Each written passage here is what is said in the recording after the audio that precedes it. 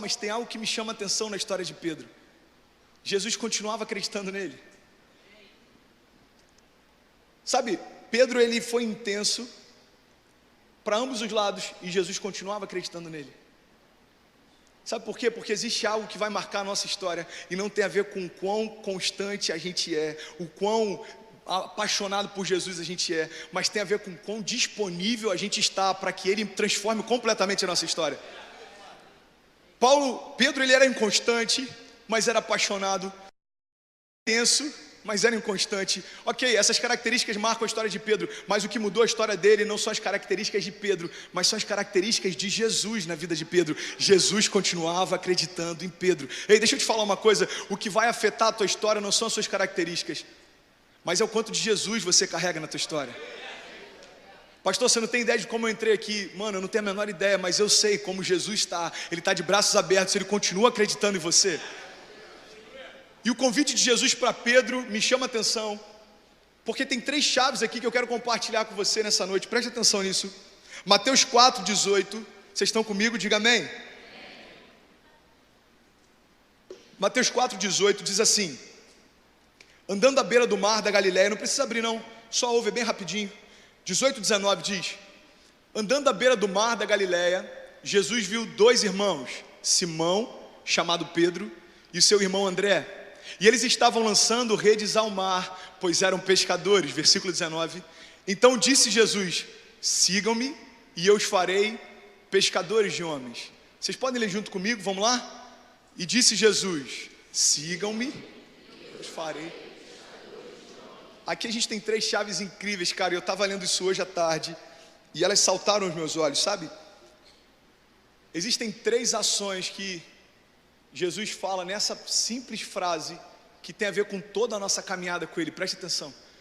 Primeiro Jesus diz: siga-me, convite. Depois Jesus diz: eu farei, processo. E depois Jesus diz: pescadores de homens, propósito. Você pode repetir isso comigo? Diga: siga-me, convite, farei, processo, pescadores de homens, propósito. Sabe, o propósito ele está no final dessa história. É por isso que antes de você viver o propósito, você tem que aceitar o convite. Antes de a gente viver o propósito, tem algo básico na nossa caminhada, você tem que aceitar o convite.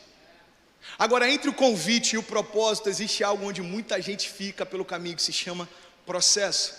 Sabe, eu quero falar sobre essas 3 coisas. Eu quero falar sobre o convite de Jesus para nós, sobre o processo que a gente enfrenta na caminhada e sobre o propósito. Se alguém quer ouvir isso, diga amém.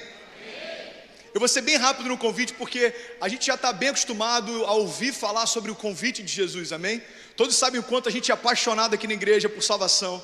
Não é à toa que mais de 15 mil pessoas já vieram à frente nesses últimos 4 anos. Mas eu quero trazer algo à tua memória, sabe? A primeira coisa que eu quero compartilhar com vocês sobre o convite é que o convite de Jesus diz respeito à mudança de natureza, não de estilo. Sabe, Jesus não está interessado em fazer com que você fale diferente. Jesus não está interessado em fazer com que você se vista diferente. Embora em alguns casos, se você começar a se vestir diferente, talvez Ele até fique feliz com isso. Eu nem falei da pochete do Caio e do Bernardo hoje. Nem toquei nesse assunto. Ele não está preocupado com como você fala, o que você veste. Ele está preocupado em quem você é. Então, a primeira coisa básica sobre o convite que Jesus nos faz é que o convite é para que a gente possa mudar de natureza, amém? Sabe, Deus Ele te aceita como você é, mas Ele te ama tanto que Ele não deixa que você fique como está. E aí que tem muita gente que confunde graça e isso se torna uma desgraça, porque acha que Deus nos aceita do jeito que a gente é e a gente pode permanecer assim. A multidão também pensava assim, e é por isso que ela se dispersava quando acabava o pão. Porque Jesus não está convidando você apenas para ouvi-lo falar. Jesus não está convidando você apenas para vê-lo fazer. Jesus está convidando você para ser assim como Ele é. Jesus está dizendo: olha, eu não quero uma geração de seguidores, eu quero uma geração de filhos. Porque o filho carrega o DNA do pai, o filho carrega a essência do pai, o filho tem os mesmos trejeitos do pai. Isso tem a ver com o convite que a gente recebe dele. Sabe, quando Jesus convida Pedro, ele tinha acabado de experimentar a maior pesca da história da sua empresa. A palavra diz que Jesus chega lá e eles estavam uma noite inteira em claro tentando pescar e não tinham conseguido nada. Então Jesus aparece e diz: olha, lança a rede para lá, e eles lançam, e as redes começam a se romper, tamanho era o número de peixes. Você já lembra dessa história? E é interessante porque a palavra diz que depois que esse milagre sobrenatural aconteceu, Jesus chega para eles e convida para que eles possam segui-lo. Está lá em Lucas 5, e lá no final diz assim: quando Simão Pedro viu isso, se prostrou aos pés de Jesus e disse: afasta-te de mim, Senhor, porque eu sou um homem pecador. Pois ele e todos os seus companheiros estavam perplexos com a pesca que acabavam de fazer, como também Tiago e João, os filhos de Zebedeu e sócios de Simão. Então Jesus disse a Simão: não tenha medo, porque de agora em diante você será pescador de homens. Então eles arrastaram seus barcos para a praia. Você pode repetir isso comigo? Diga: arrastaram seus barcos para a praia. Deixaram tudo e o seguiram. Sabe o que me chama a atenção? Preste atenção nisso. O evangelho que muitas vezes a gente ouve por aí quer fazer com que você acredite que Jesus é alguém que vai ajudar a tua empresa de pesca a crescer. Mas vai ter momentos na tua história que o convite dele talvez seja para que você feche a tua empresa de pesca.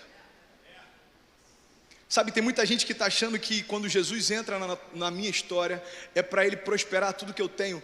Talvez o que ele deseje para a tua história é fazer com que tudo que você tenha acabe para que o que ele tem comece. Pedro vê aquele milagre e fala assim: uau, eu quero te seguir. Jesus fala: ok, eu vou te fazer um convite, vem ser pescador de homens comigo. Pedro não fala: tá bom, Senhor, faz o seguinte, me ajuda então, libera uma palavra para que as pescas continuem sendo maravilhosas, eu vou deixar alguns sócios no meu lugar, e eles vão ficar enviando para mim um prolabore para que eu continue recebendo da minha empresa. Não, a palavra diz que eles então arrastam os barcos até a areia, e deixando tudo para trás, seguem Jesus. Sabe, eu quero compartilhar algo com você em relação ao convite de Jesus. Em alguns momentos o convite que ele te faz vai exigir de você mudar completamente a tua rota. E aí tem muita gente que está se frustrando, porque o evangelho para muitos tem sido apresentado, e o problema não está em quem ouve, o problema está em quem fala. Porque se eu sou atraído pelo evangelho com a promessa de que ele vai me dar tudo o que eu quero, quando eu não tenho tudo o que eu quero, eu me frustro. Agora preste atenção, o evangelho não diz respeito a Jesus te dar tudo o que você quer. O evangelho diz respeito a você aceitar o convite dele e ir para onde ele te chamar. Primeira coisa que eu acho interessante é que Pedro deixa tudo para trás e ele entende que aceitar o convite significa, em alguns momentos, mudança de rota. Sabe, a importância do convite a gente já sabe, eu não quero me prender muito a isso. Eu quero falar um pouco sobre o processo, porque é nele que a maior parte da nossa geração se perde. Eu quero falar sobre o processo, sabe? Martin Luther King, ele disse algo que eu achei interessante. Ele falou assim: eu não sou quem eu gostaria de ser, e eu não sou quem eu poderia ser ainda, e eu também não sou quem eu deveria ser, mas graças a Deus que eu não sou mais quem eu era. Alguém se enxerga nisso? Diga eu. Cara, eu não sou quem eu gostaria de ser ainda, eu não sou quem eu poderia ser, mas graças a Deus que eu não sou o André de 11 anos atrás. E a cada dia eu prossigo para aquele André que Jesus deseja ver, e a cada dia eu me distancio daquele André que nem eu quero ver de novo. Eu estava compartilhando com alguns jovens esses dias, eu acho que foi na viagem para Cabo Frio, e tem gente que às vezes me vê falando de propósito e acha que eu sempre fui um cara extremamente cheio do fruto do Espírito e, enfim, apaixonado pelo propósito. Mas no início da minha caminhada, o que eu mais lia era sobre um Deus que pode prosperar a tua finança, um Deus que pode mudar os teus bens, um Deus que pode te dar todas as coisas. Eu conheci o Deus que pode todas as coisas, mas eu não conhecia ainda um Deus que era Pai.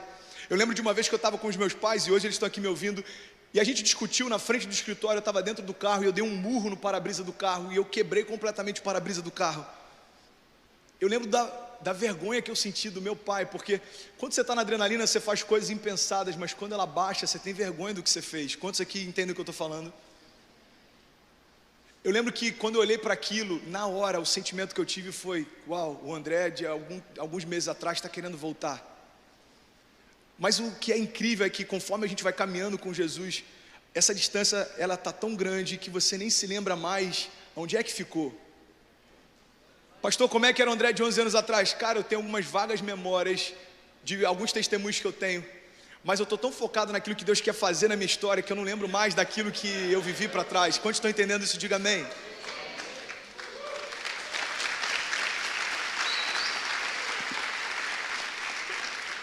Outra coisa que eu quero compartilhar sobre o processo, preste atenção nisso. Eu já falei sobre isso outras vezes, mas eu acho isso muito poderoso. É que a gente é muito imediatista, a gente quer que seja tudo na hora, a gente quer que seja tudo no tempo que a gente quer. Só que Jesus, ele não venceu imediatamente, mas Jesus venceu definitivamente.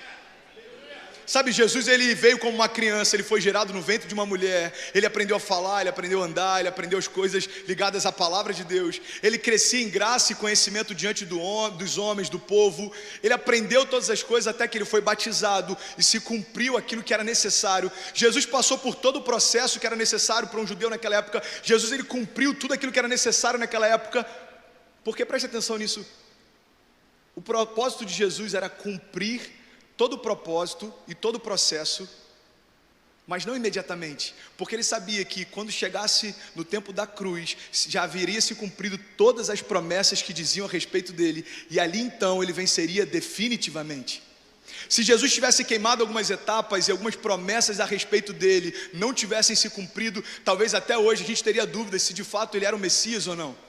É por isso que em várias promessas que Jesus cumpria, a palavra diz: e assim se cumpriu o que havia dito o profeta tal, e assim se cumpriu o que dizia a palavra através do profeta tal. Por quê? Porque tudo que Jesus fazia era de forma intencional e com propósito.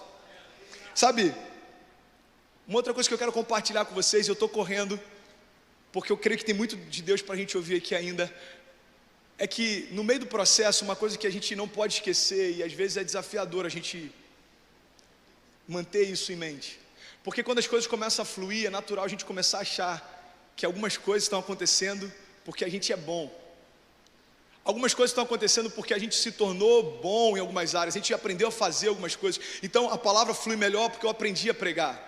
O louvor flui melhor porque eu aprendi a cantar. Deixa eu te falar uma coisa, no meio do processo, se existe uma chave que a gente nunca pode esquecer, é que não tem nada a ver com você, mas tem tudo a ver com Ele. Tem uma passagem que eu sou apaixonado, que fala sobre a história de Gideão, e olha só, está lá em Juízes 7, diz assim, acompanha comigo por favor. De madrugada, Jerubaal, isso é, Gideão, pensa no nome bonito gente, Jerubaal, vamos lá, versículo 1 até o 7. Isso é, Gideão e todo o seu exército acampou junto à fonte de Arode. E o acampamento de Midian estava ao norte deles, no vale, perto do monte Moré. Até aqui ninguém entendeu nada, mas vai fazer sentido, ok? Versículo 2 diz assim: e o Senhor disse a Gideão: você tem gente demais para que eu entregue Midian nas suas mãos, a fim de que Israel não se orgulhe contra mim, dizendo que a sua própria força o libertou. Preste atenção nisso. Deus convida Gideão a libertar o povo dele. Gideão fala assim: Senhor, quem sou eu para fazer isso? Ele fala: Gideão, não tenha medo não, eu estou contigo, está tudo certo. Reúne um exército. E Gideão reúne um exército, mais de 30 mil homens no exército dele. Aí eu imagino Gideão apresentando para Deus, todo bobo, e falando assim: ai Deus, até que eu estou com popularidade, mano, 32 mil pessoas no exército. Deus olha para o exército e fala assim: não Gideão, tem gente demais. Como assim, Deus, tem gente demais? Tem gente demais, porque se vocês forem na sua força, vocês vão acreditar que foram vocês quem fizeram. Gideão, eu não preciso de homens para fazer aquilo que só eu posso fazer. Senhor, o que eu vou fazer? Tem 30 mil pessoas. Eu prometi que vai ter ticket de refeição para todo mundo que veio aqui para a batalha. Eu prometi um monte de coisa. Tá bom, Gideão, então faz o seguinte, versículo 3, olha só isso. Então anuncie, Gideão, para o seu povo, que todo aquele que estiver tremendo de medo poderá ir embora do monte Gileade. Então tinha pouca gente com medo. Então 22 mil homens partiram e ficaram apenas 10 mil. Gideão faz uma pergunta óbvia: quem está com medo pode meter o pé. 22 mil homens vão embora e ficam 10 mil. Eu acredito que esses 10 mil não é que eles não tinham medo, eles estavam em dúvida ainda. Cara, não sei se é medo, dor de barriga, frio, não sei, mas 10 mil ficaram. Aí Deus olha para aqueles 10 mil, vocês estão comigo? Diga amém. Deus olha para aqueles 10 mil, versículo 4 diz: mas o Senhor tornou a dizer a Gideão: Gideão, tem gente demais ainda, cara. Faz o seguinte, desce com eles à beira da água, e eu separarei os que ficarão com você.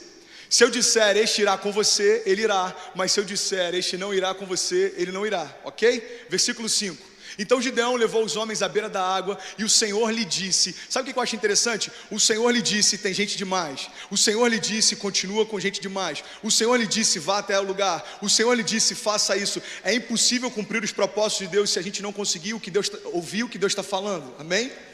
Gideão marcou uma história não pelo tamanho do exército que tinha, mas em primeiro lugar, porque ele ouvia o que Deus falava. Olha que interessante. Aí o Senhor disse para Gideão, separe aqueles que beberem a água lambendo como faz o cachorro, daqueles que se ajoelharem para beber. Eu não vou exemplificar porque seria ridículo, ok? Mas você sabe como um cachorro bebe água. Então aqueles que beberem como um cachorro, sem olhar para baixo, esses são os que eu quero. E aqueles que se ajoelharem para beber, pode mandar embora. Então todos os demais se ajoelharam para beber, versículo 7, e diz o número... Não, volta lá por favor. Versículo 6, o número dos que lamberam a água, levantando-se com as mãos à boca, foi de 300 homens, e todos os demais se ajoelharam para beber. Versículo 7, então o Senhor disse a Gideão, bom Gideão, já foram embora 22 mil na primeira leva, já foram embora mais 10 mil agora, então faz o seguinte, com os 300 que você tem, que beberam a água como um cachorro, por conta desses 300 eu livrarei vocês e eu entregarei os midianitas nas suas mãos e mande para casa todos os outros homens. Você pode dizer glória a Deus por isso? Sabe o que me chama a atenção nisso? É que é quase como uma ironia o que Deus faz nessa história, presta atenção. Deus deixa bem claro que Ele não precisa de 30 mil homens, tampouco Ele precisa de 10 mil homens, e com 300 Ele cumpre exatamente aquilo que Ele havia falado. Eu não sei se vocês lembram como a gente terminou a pregação da semana passada, mas eu compartilhei algo que eu ouvi de um pastor chamado Steven Furtick, que ele fala sobre não tem importância como vai ser, mas o que importa de fato é quem está com você. Quantos lembram disso?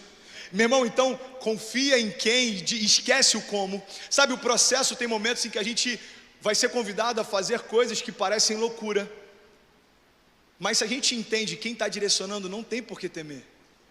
Gideão com 300 fez algo que ele acreditava que talvez com 30 mil não seria possível. Vocês estão comigo? Acompanha por favor aqui. Sabe, tudo que Deus nos pede, olha que lindo isso, cara. Tudo que Deus nos pede, na verdade Ele já tem. Tudo que Deus nos pergunta, na verdade Ele já sabe. Nós é que precisamos saber. Você sabia que quando Jesus chega para os discípulos e perguntam quem vocês dizem que eu sou, Jesus sabe quem Ele é, mas na verdade Ele quer que os discípulos reflitam quem de fato Ele é. Vocês estão comigo, gente? Amém? Sabe, quando Jesus chega para Pedro e pergunta, Pedro, tu me amas? Na verdade o que Jesus quer é que Pedro reflita se de fato ele o ama. E por isso que ele pergunta 3 vezes, porque por 3 vezes Pedro negou, por 3 vezes ele teve a oportunidade de se redimir. Sabe, tem perguntas que Deus nos faz, na verdade Ele já tem as respostas, quem precisa delas somos nós.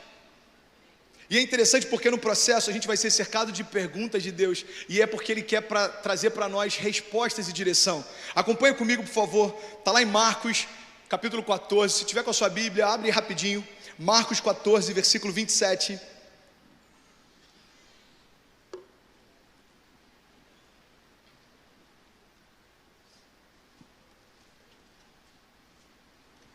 Marcos 14, 27. Todos acharam?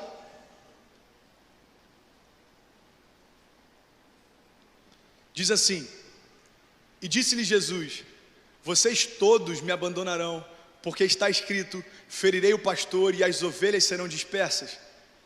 Mas depois de ressuscitar, eu irei adiante de vocês para Galiléia. Versículo 29. E Pedro então declarou, ainda que todos te abandonem, Senhor, eu não te abandonarei. Respondeu então Jesus, Pedro, eu asseguro que ainda hoje, essa noite, antes que 2 vezes cante o galo, 3 vezes você me negará.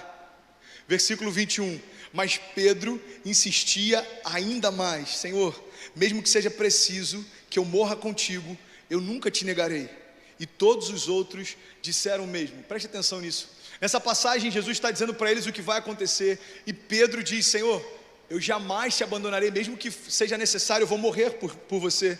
Mateus 26, 55, acompanha comigo por favor, diz assim, naquela hora Jesus então disse à multidão, eu estou chefiando alguma rebelião, para que vocês venham me prender com espadas e varas. Nesse momento Jesus já está sendo preso, Jesus já está sendo julgado, e ele pergunta, por acaso eu estou sendo preso? porque eu estava à frente de alguma rebelião. Por que vocês estão me prendendo assim? Por que vocês estão me tratando dessa forma? Todos os dias eu estava ensinando no templo e vocês não me prenderam. Mas tudo isso aconteceu para que se cumprissem as escrituras dos profetas. Pode ser baixinho o volume, por favor. Então todos os discípulos o abandonaram e o fugiram, inclusive Pedro.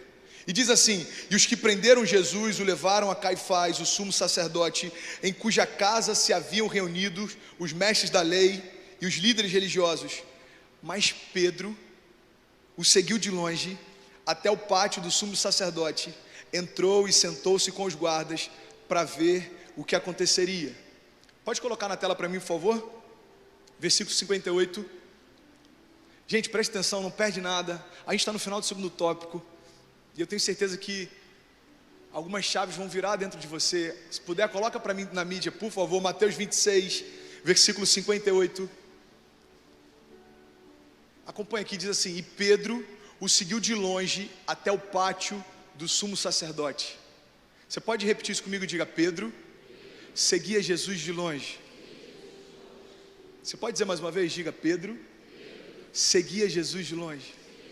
Olha que interessante. Pedro, um pouco antes, diz para Jesus: Senhor, mesmo que seja necessário morrer por você, eu nunca te abandonarei. Algumas horas depois, a palavra de Deus diz que Pedro não só o negou, como o acompanhava de longe. E uma coisa me chama a atenção, preste atenção nisso. Se Pedro tinha medo de morrer a ponto de negar que conhecia Jesus, por que ele não foi embora? Por que ele não foi para longe? Por que ele não foi para outra cidade? Por que ele não trocou de roupa? Por que ele não se mudou? Por que ele não foi para longe de tudo que estava acontecendo? Sabe, é porque Pedro tinha medo de abandoná-lo de vez, mas não tinha coragem de acompanhá-lo de perto.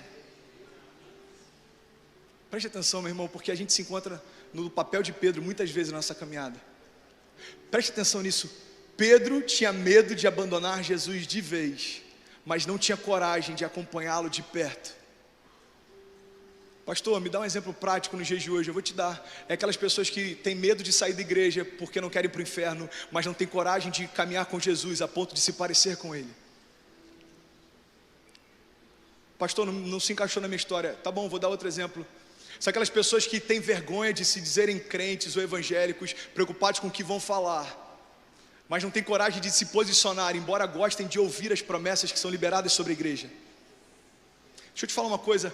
Sabe como é frustrante você ser um simpatizante da fé? É porque você vai estar sentado numa cadeira ouvindo promessas que você nunca vai viver, ouvindo palavras liberadas sobre coisas que você nunca vai experimentar. Por quê? Porque o reino não é para aqueles que simpatizam com Ele, o reino é para aqueles que estão dispostos a dar a vida por Ele. O reino não é para quem ouve e gosta de ouvir. Se for para Ele, você pode aplaudir mais forte.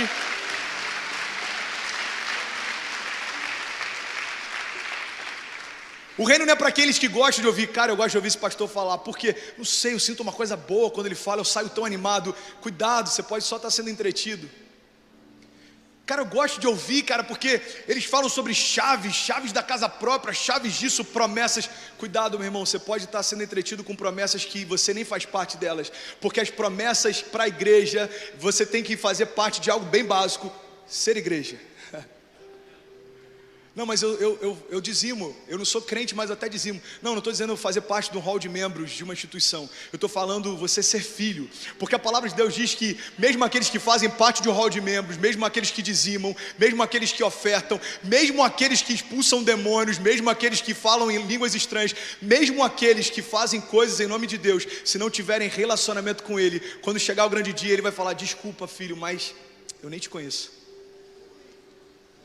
Cara, o que é louco em Pedro? Presta atenção. Ele tinha medo de abandonar Jesus de vez, mas ele não tinha coragem de acompanhar de perto.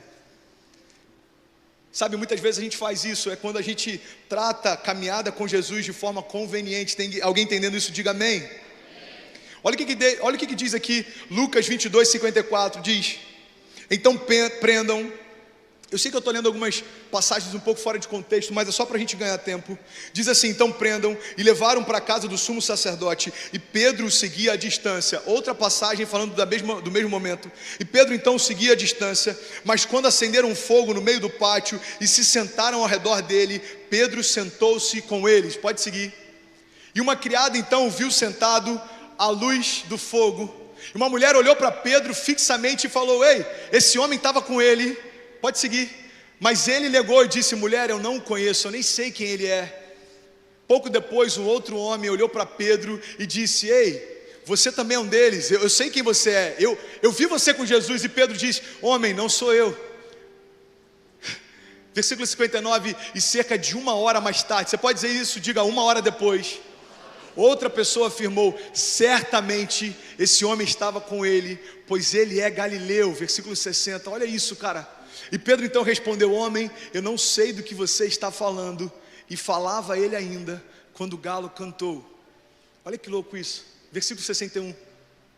Então quando Pedro nega Jesus pela terceira vez, então quando a palavra que Jesus havia liberado se cumpre, então quando Pedro cai a ficha e percebe que aquilo que ele tinha dito que jamais faria aconteceu, a Bíblia diz que então Jesus voltou seu olhar diretamente para Pedro. Então Pedro se lembrou da palavra que o Senhor lhe tinha dito: antes que o galo cante, hoje você me negará 3 vezes. Pode seguir. E saindo dali, chorou amargamente. Meu irmão, acompanha comigo, cara, eu sou louco por essa passagem. Sabe por quê? Porque eu acho interessante imaginar o olhar que Pedro teve quando o olhar dele se encontrou em Jesus. Pedro não só negou Jesus e percebeu o que havia feito, o próprio Jesus percebeu também e olhou fixamente para ele. Você consegue imaginar como que esses olhares se cruzarem? Agora, sabe o que é mais louco? Vocês estão comigo? Diga amém. É que quando o olhar de Jesus se cruza com o olhar de Pedro, o que acontece não é um olhar de ódio da parte de Jesus, e é por isso que Pedro se constrange. É porque o olhar de Pedro mudou, mas o de Jesus não. O olhar de Pedro agora é alguém que tem medo e foge. O olhar de Jesus é alguém que está lá, sentindo dores e continua acreditando em Pedro. Sabe, eu consigo imaginar no olhar de Jesus, Pedro lembrando do primeiro convite que ele fez: ei Pedro, segue-me e eu farei de você um pescador de homens. Ei Pedro, aceita o meu convite, vive o meu processo e eu vou te mostrar o propósito. Sabe, Pedro olha para Jesus e se vê no olhar dele, é por isso que ele tem vergonha. É porque Pedro se vê no olhar de Jesus e sabe que Jesus continua acreditando nele, quando nem ele acredita mais. Você sabe por que Pedro chora amargamente? Porque quando Pedro se vê em Jesus, ele sabe que Jesus continua amando ele, mas ele nem sequer tem coragem de dizer que conhece aquele homem. Meu irmão, preste atenção no que eu vou te falar. Você sabe o que tem a ver a maior parte do processo que a gente vive na nossa caminhada com Deus? A maior parte do nosso processo tem a ver com a gente descobrir quem realmente nós somos. A maior parte do teu processo não é para melhorar as tuas habilidades, não. Deus não precisa que você pregue melhor, Deus não precisa que você fale melhor, Deus não precisa que você tenha mais estratégias evangelísticas, Deus não precisa disso. Pastor, por que Ele está me aperfeiçoando no meio do processo? É porque durante o processo você se conhece melhor. Você sabe quem você é quando ninguém vê. Você sabe o quanto te faz bem o elogio de algumas pessoas. Você sabe o quanto que você é carente, dependente de aprovação. E enquanto você vai fazendo, Deus vai te mostrando quem você é. E isso tem um propósito, presta atenção: é fazer com que quando a gente se reconheça no meio do processo, a gente rejeite aquilo que a gente é e deseje aquilo que Deus quer que a gente seja. No processo Pedro está lá. Você pode aplaudir.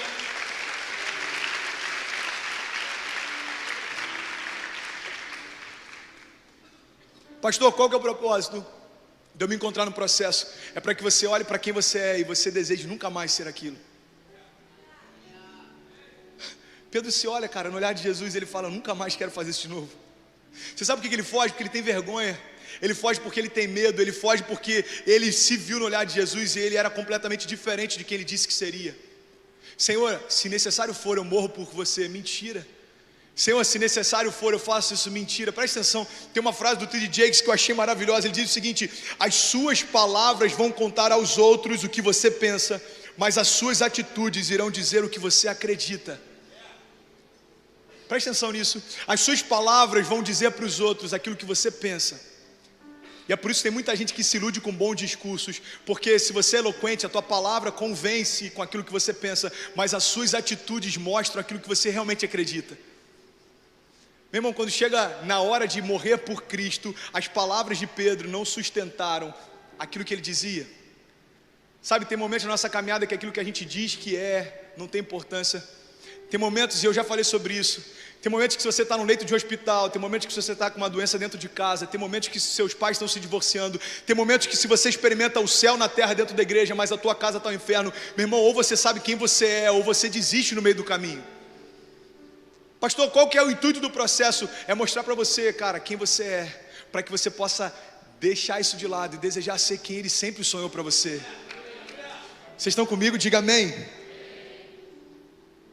Sabe, Pedro tinha tudo para dar errado, cara, e nós também. Você pode dizer isso? Diga, eu também. Diga, eu tinha tudo para dar errado. Agora preste atenção nisso, eu já estou quase finalizando. Eu vou fechar o último tópico e preste atenção nisso, por favor. Os seus erros não te definem. Pedro foi um cara que errou o tempo inteiro. Cara, Pedro foi aquele cara que quando estava no Monte da Transfiguração, ele olhou e falou assim: Senhor, quer que a gente construa barracas para ficar aqui? Pedro é aquele cara que negou Jesus quando ele estava sendo crucificado. Pedro é aquele cara que, assim que teve uma revelação de quem Jesus era, e Jesus disse: olha, essa revelação que você teve não foi carne nem sangue que te deu, mas o próprio Deus que te revelou. Pedro, sobre essa revelação edificaria a minha igreja. Logo depois, esse mesmo Pedro impede Jesus, tenta impedir Jesus de ser crucificado, e Jesus diz: olha, aparta-te de mim, Satanás. Esse mesmo Pedro que erra várias vezes, presta atenção nisso, esse mesmo Pedro que erra várias vezes, é o mesmo homem que quando Jesus ressuscita diz: olha, avisa os discípulos que eu voltei, e avisa a Pedro também. Avisa os discípulos que eu voltei, mas peraí, avisa Pedro também. Sabe por quê, meu irmão? Deixa eu te falar uma coisa: os seus erros não definem quem você é. Os seus erros não definem a sua identidade. Os seus erros não definem quem você é, mas preste atenção. Os seus erros não definem quem você é, mas tem algo que você precisa entender, cara. É por isso que tem muita gente que está se perdendo. Os seus acertos também não. Como assim, pastor? Deixa eu te falar. Os seus acertos não definem quem você é, porque se a definição da tua identidade está naquilo que você acerta ou erra, isso é lei, meu irmão, não é mais graça. Se a definição de quem você é está ligado ao que você faz, não tem mais a ver com receber Jesus, mas tem a ver com o mérito daquilo que você faz. Tem gente que não quer aceitar o peso do juízo, mas quer receber de Deus a graça com aquilo que faz de bom. Presta atenção, não tem nada a ver comigo, não tem nada a ver com você, tem tudo a ver com Ele. Tem tudo a ver com Ele. Tem tudo a ver com Ele. O nome dele se chama Jesus e Ele é nome sobre todo nome. Diante desse nome, meu irmão, todo joelho se dobrará e toda língua confessará. Ei, tem tudo a ver com Ele, sempre teve, no princípio, no fim, durante a caminhada, no convite, no processo, no propósito, tem tudo a ver com Ele. Para onde a minha história aponta, meu irmão? Se não for para Jesus, você está escrevendo algo em vão, porque as páginas da tua história não vão permanecer por muito tempo, mas aqueles que constroem uma história em Cristo, a história permanece para sempre. Porque aquelas coisas que se veem, elas são temporárias, mas as que não se veem são eternas. Alguém pode dizer glória a Deus por isso? Sabe, Pedro errou inúmeras vezes, mas esses frames não determinaram a história dele. A gente não é uma foto, lembra que a gente falou sobre isso? Você pode declarar, diga, eu não sou uma foto. Diga, a minha história é um filme. E para finalizar, o pessoal do instrumental do louvor pode subir. Eu quero falar sobre o propósito, porque é tão importante quanto aceitar o convite, é aceitar o processo, e tudo isso dá no propósito. Você pode declarar comigo, diga, eu vou viver o propósito de Deus sobre a minha vida. Sabe, a história de Pedro, ela é paradoxal, ele vive em dois extremos. Pedro, ele é incrível, porque ele jura nunca abandonar Jesus, e abandona. Ele jura nunca deixar Jesus e deixa. Ele jura fazer tantas coisas e faz. Mas presta atenção, quando Jesus retorna para falar com Pedro, e eu falei sobre isso na semana passada, presta atenção nisso. Jesus se apresenta para ele no mesmo lugar que ele fez o convite pela primeira vez, enquanto Pedro pesca. Você acha que isso foi por acaso? Jesus poderia ter voltado em qualquer outro momento da caminhada de Pedro, mas eu acredito que Jesus volta no mesmo cenário, no mesmo habitat, para dizer, Pedro, eu sou o mesmo que te convidou alguns anos atrás, e eu continuo te convidando hoje. Você me ama, então apacenta as minhas ovelhas. Ei, Pedro, meu convite continua de pé, o meu caráter não mudou, a minha vontade é a mesma, as minhas palavras não voltam atrás. Eu não sou o homem para que minta, nem filho do homem para que me arrependa. Ei, Pedro, presta atenção, eu te fiz um convite e ele continua de pé. Você me ama, então, filho, apacenta as minhas ovelhas. Jesus aparece para ele no mesmo cenário. Sabe o que eu quero compartilhar com você nessa noite? Meu irmão, Jesus está no mesmo lugar, esperando de você as mesmas coisas. A única coisa que você precisa fazer é correr em direção a Ele e falar: Pai, eu quero, toda a vontade sua se cumpra sobre a minha vida, todo bom propósito se cumpra sobre a minha história. Pai, eu não quero viver mais do meu jeito, eu não quero fazer mais aquilo que eu acho que é bom, eu quero viver a tua história. Sabe por quê? Eu já tentei fazer do meu jeito e eu percebi, cara, que tudo aquilo que eu construí no meu braço eu perdi, mas tudo aquilo que Deus me deu, Ele mantém. Sabe por que vale a pena viver a vontade dEle e não a nossa? Porque você foi gerado para isso, e você não vai se encaixar em nenhum outro lugar, senão no centro da vontade dEle. Se alguém entendendo isso, diga amém. Sabe, o que eu quero fechar em relação ao propósito é que toda a tua história vai ser marcada pelas escolhas que você faz. Sabe, viver o propósito tem a ver com o poder das escolhas. Preste atenção nisso. As nossas escolhas definem a nossa história, não o nosso potencial ou a visão que a gente tem. Você pode ter uma visão incrível, mas se fizer as escolhas erradas, ela nunca vai se concretizar. Você pode ter muito potencial, mas se você fizer escolhas erradas, você vai ser lembrado como alguém que tinha tudo para dar certo e não deu em nada. E, meu irmão, presta atenção, não tem nada a ver com a tua visão, não tem nada a ver com o teu potencial, não tem nada a ver com as tuas qualidades, tem a ver com as escolhas que você faz. As suas escolhas vão definir a tua história. Sabe, se você não se enxerga daqui a 10 anos, você não sabe o que você vai fazer nem na semana que vem. Se você não sabe aquilo que Deus te chamou, é normal que você tropece em coisas simples, porque se você não tem muito claro dentro de você a visão que Ele quer construir, você não sabe nem para onde ir na semana seguinte. Você sabe como os orientais fazem? Quando eles param para planejar, por exemplo, uma empresa, eles planejam em 100 anos aonde eles querem estar. E depois que eles planejam e fazem todo o processo de onde a gente quer estar daqui a 100 anos, eles falam assim: bom, então para estar aqui em 100 anos, o que eu preciso fazer nos próximos 90?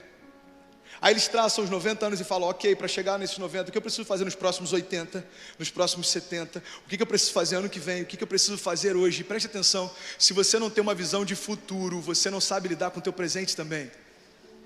Se você não sabe aonde você quer chegar, qualquer lugar tá bom. Por isso que tão importante quanto você aceitar o convite, viver o processo, é você entender qual é o propósito. Meu irmão, uma geração sem visão é uma geração sem propósito. Uma geração sem propósito se move pelas carências e necessidade, não pelo chamado. E para fechar, minha pergunta é: qual é o seu legado? Qual é o seu legado? Para que você foi gerado? Por que você está de pé? Por que continua sobre você o fôlego de vida? Por que Deus continua acreditando em você? Por que Ele continua te chamando? Por quê? Para que você foi gerado? Sabe, essa pergunta não pode sair da tua mente, não pode sair do teu coração. Essa pergunta não pode deixar de consumir o teu espírito. Pelo que você quer ser lembrado pela geração seguinte? Como as pessoas falarão a respeito da tua história? Ei, meu irmão, começa hoje, começa agora. Coloque-se de pé, avance, escreva, creia, declare, viva, rompa, corra. Nós somos a geração do avivamento. O que você está esperando, meu irmão, para viver os sonhos de Deus? Você pode fechar os seus olhos, levantar a sua mão mais alto que você puder. Levante a sua mão mais alto que você puder.